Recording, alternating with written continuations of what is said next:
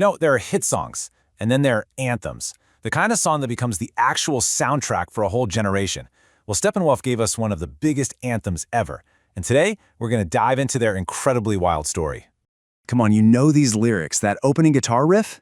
It's absolutely unmistakable. It's the sound of freedom, of rebellion, the sound of the open road. It's become a cultural touchstone that's lasted for more than half a century. And look at this. This is them right at the peak of their power. We're talking over 25 million records sold, a whole string of hits. They didn't just capture the spirit of the 60s counterculture, they helped define it. For a little while there, they were one of the biggest bands on the entire planet. So, you gotta ask, right? How does a band that's this successful completely fall apart, not just once, but twice, and then spark a conflict that lasts for decades? Let's get into it. Okay, so it all kicks off with one song. A track so powerful, it didn't just climb the charts. It actually, completely by accident, gave a name to an entire genre of music.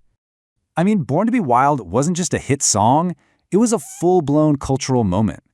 The second it was featured in the movie Easy Rider, it just instantly became the anthem for rebellion and for motorcycle culture.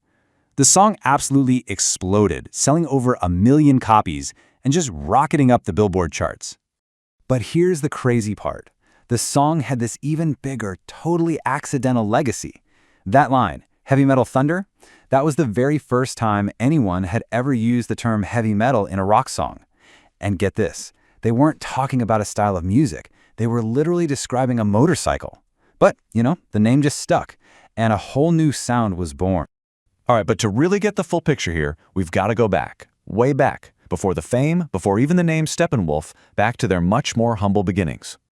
So yeah, before they were the hard-rocking Steppenwolf we all know, the core guys, John Kay, Goldy McJohn, and Jerry Edmonton, were in this Canadian group called the Sparrows. Totally different band, different sound, but you can see the pieces were starting to come together.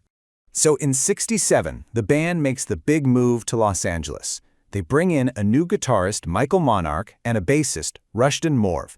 And with this lineup, well, that's when the magic really started to happen. And this is where the story gets kinda weird. Their producer is the one who suggests the name Steppenwolf. And it's not from some cool biker movie, it's from a really philosophical German novel by Hermann Hesse. I mean, talk about a contrast. A super literary name for a band that would become the soundtrack for leather jackets and roaring Harleys.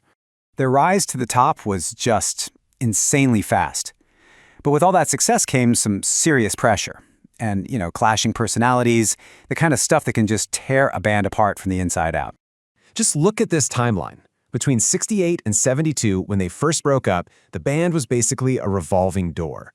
It's wild. Almost as soon as they got huge, that classic lineup just started to crumble, one guy at a time. And the reasons why these guys left, well, it tells you everything you need to know about how chaotic it was. The bassist, Rushton Morv, he got fired because he was apparently too scared of a predicted earthquake to come back to LA for gigs. No, seriously. And then his replacement got the boot for showing up on stage in rabbit ears and a jockstrap. I guess that didn't quite fit the tough, leather-clad image their singer, John Kay, was trying to build. And you can really see the result of all that chaos right here. Look at the original 1967 lineup on the left. Now look at the band just 4 years later on the right. It's almost a completely different group of guys. It really felt like the only thing you could count on with Steppenwolf was that things were going to change. So the band breaks up in '72, then they get back together in '74, and then they break up again in '76. And folks, this is where the story gets really messy. So after that second split, a couple of the former members, guys like Nick St. Nicholas and Goldy McJohn, they decide, hey, let's keep this thing going. So they put together what they called a revival act and started touring, using the Steppenwolf name, or, a version of it.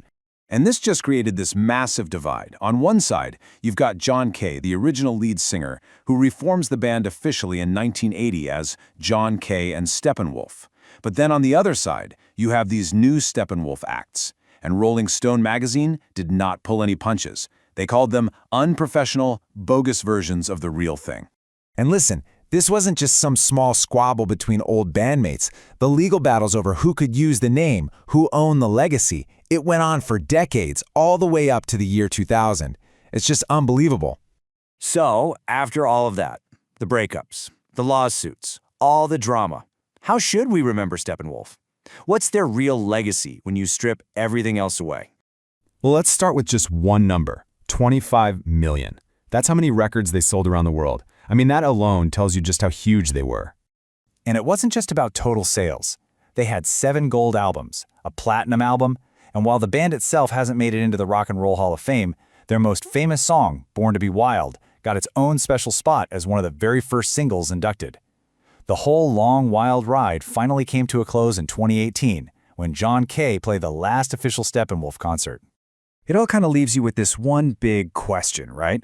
What even is a band? I mean, Steppenwolf's story proves it's more than just a specific group of people. It's an idea, it's a sound, and it's a legacy that can be carried on for 50 years, even if there's only one original guy left to carry that torch.